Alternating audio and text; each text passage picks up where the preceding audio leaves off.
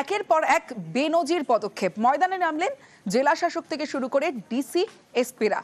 আর এসএসসির নবম দশমের পরীক্ষা হলো নির্বিঘ্নে। 14ই সেপ্টেম্বর অর্থাৎ আগামী রবিবার একাদশ দ্বাদশের পরীক্ষা।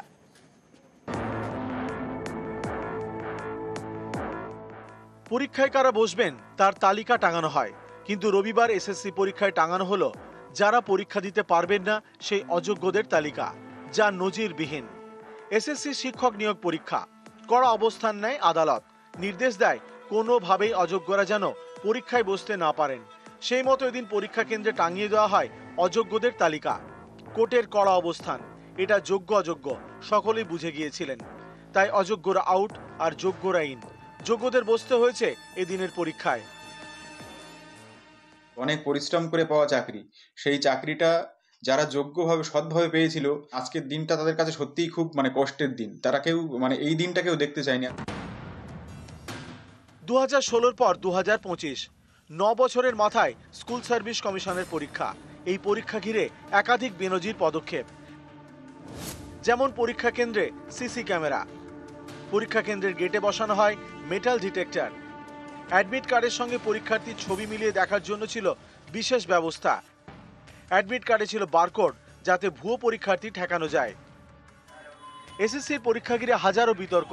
এবার যাতে পরীক্ষা নির্বিঘ্ন হয় তা নিশ্চিত করতে প্রশাসনের কর্তারা ময়দানে নামেন। কোথাও জেলা শাসক, কোথাও ডিসি, কোথাও পুলিশ সুপার। একটা চাকরির পরীক্ষা ঘিরে এমন তৎপরতা নজিরবিহীন।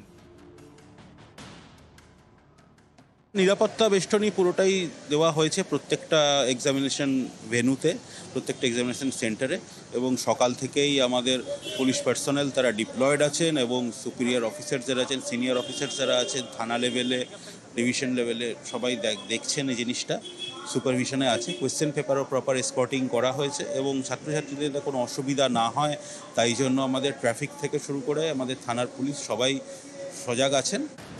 রবিবার নবম দশমে শিক্ষক নিয়োগের পরীক্ষা মিটল নির্বিঘ্নে। শূন্য পদ 23,212, পরীক্ষার্থী 3,19,919। 14ই সেপ্টেম্বর আগামী রবিবার ফের পরীক্ষা। সেদিন হবে একাদশ দ্বাদশে শিক্ষক নিয়োগের পরীক্ষা। শূন্য পদ 12,514, পরীক্ষার্থী 2,46,500। নিউজ 18 বাংলা।